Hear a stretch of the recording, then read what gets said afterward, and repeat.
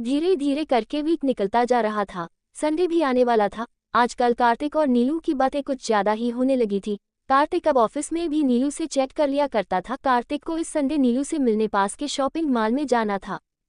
इसी उधेड़बुन में उसका पूरा दिन निकल जाया करता था। सोचता रहता था कि कैसे उसे मिलेगा, सबसे पहले उसे कैसे और कहाँ फेस करेगा, सबसे पहले उसे क्या बोलेगा भी या नहीं, उसकी तरफ से पहल करने का इंतजार करेगा। कहीं उसका कोई बॉयफ्रेंड तो नहीं होगा जिसके कहने पर वो मुझे जज करने के लिए आ रही है। अगर उसका बॉयफ्रेंड होगा तो मैं साफ साफ बोल दूंगा कि अगर वो मुझसे शादी करना चाहती है तो आज के बाद उससे मिलना जुलना सब कुछ एकदम बंद कर दे। अगर उसने नहीं किया बंद, मुझे चीट करती रही तो अरे मैं भी न क्या पागल हूँ, क्या क्या सोचता रहता हूँ। जरूरी थोड़ी है जैसा मैं सोच रहा हूँ ऐसा ही हो। क्या पता वो एक सिंपल शालीनता वाली सुशील लड़की हो, लेकिन जैसी भी हो सिर्फ मेरी ही होनी चाहिए। कार्तिक तू ये सब क्यों और क्या क्या सोचे जा रहा है भाई? तू भी तो मिलता ही है न अपने दोस्तों से। दोस्तों में तेरी गर्ल्स भी है तो क्या हुआ, उसका भी कोई मेल फ्रेंड हो सकता है। दिक्कत क्या है? जरूरी थोड़ी है कि वो भी पेड़ के नीचे भीगते हुए गलती से मिल जाए और किश कर ले। ओह सितनम, मैं भी क्या पागल हो जाएगा क्या? चल अब सो जा, नहीं तो बरेली पागल खाने में होगा शादी के जोड़े के बजाय। नीलू का भी हाल कुछ कम न था क्योंकि उसके भी कान उसकी सहेली राखी और सुमन भर ही तो रही थी। ऊपर से प्रिया भी कुछ न कुछ ऐसा कह ही देती थी कि उसकी शक वाली सुइयां उठी ही रहती थी। उसे भी टेंशन होने लगी थी। उसके भी अपने सपने थे, अपनी इच्छाएं थी कि उसका होने वाला हस्बैंड कैसा होना चाहिए, उसका कैसे ख्याल रखने वाला होना चाहिए, उसकी हर अच्छाई बुराई को समझने वाला होना चाहिए, उसकी फीलिंग को समझे और उसे उसके मन मुताबिक घुमाने, बाहर खाना खिलने और जरूरत पड़ने पर उसकी किचन में हेल्प करने वाला होना चाहिए। और न जाने क्या क्या सोचती ही रहती थी, फैमिली के बारे में इत्यादि में ही गम रहती है। आज भी नीलू इसी उधेड़बुन में लगी ही थी कि उसका फोन बजा। उसने देखा कि कॉल तो राखी का आ रहा है।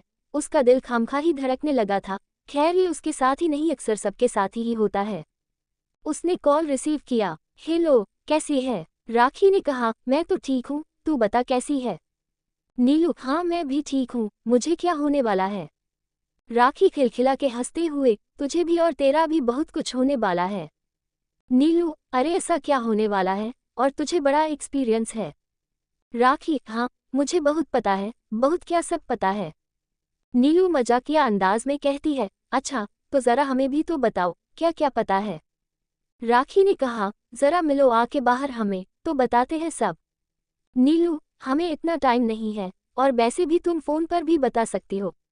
राखी, देखो तो रहा नहीं जा रहा है, सब अभी जान लेना है। सुनो, आज कॉलेज जाना है, दीपक सर का मैसेज आया है, कुछ फॉर्म बगैर भरा जाना है। नीलू, अरे यार तुम भी ना सुबह से नहीं बता सकती थी, अब बता रही हो। राखी, तो अब कौन सा पहाड़ टूट पड़ा, हो जाओ तैयार और आ जाओ जल्दी से, इंतजार कर रहे हैं यही।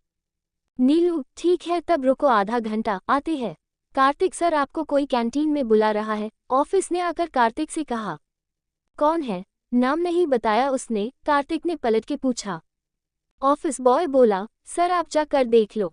कार्तिक ने अपने सिस्टम की ओर देखा और फिर जाने लगा कैंटीन की ओर।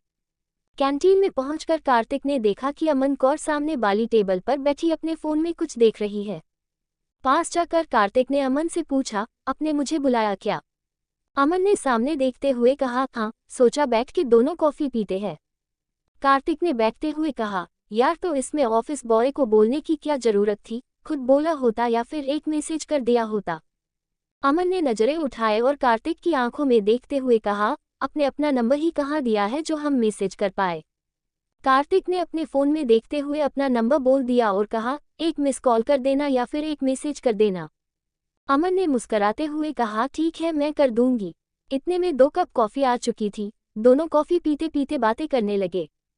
कॉफी का एक सिप लेते हुए कार्तिक ने अमन से डरते डरते पूछा, उस दिन मैं थोड़ा ज्यादा ही पॉसेसिव हो गया था, तुम्हें बुरा तो नहीं लगा? अमन ने अपनी नजरें नीचे की और फिर बोली, थोड़ा थोड़ा। कार्तिक का अब दर्द थोड़ा कम हुआ। उसने फिर से पूछा, थोड़ा थोड़ा से मतलब? अमन ने कार्तिक की ओर देखा और कहा, थोड़ा सा बुरा लगा और थोड़ा सा अच्छा। अब कार्तिक के चेहरे पर खुशी साफ झलकने लगी थी। उसने फिर पूछा, अच्छा क्या लगा और बुरा क्या लगा? अमन ने अब नजरें झुकाते हुए टेबल से उठाते हुए बोली, शाम को कॉल करके बताओगी। कार्तिक अमन जाते हुए देखता ही रहा। वो जाते हुए और भी खूबसूरत लग रही थी। ऐसे ही वीडियो देखने के लिए हमारे चैनल को लाइक एंड सब्सक्राइब करें। Thanks for watching.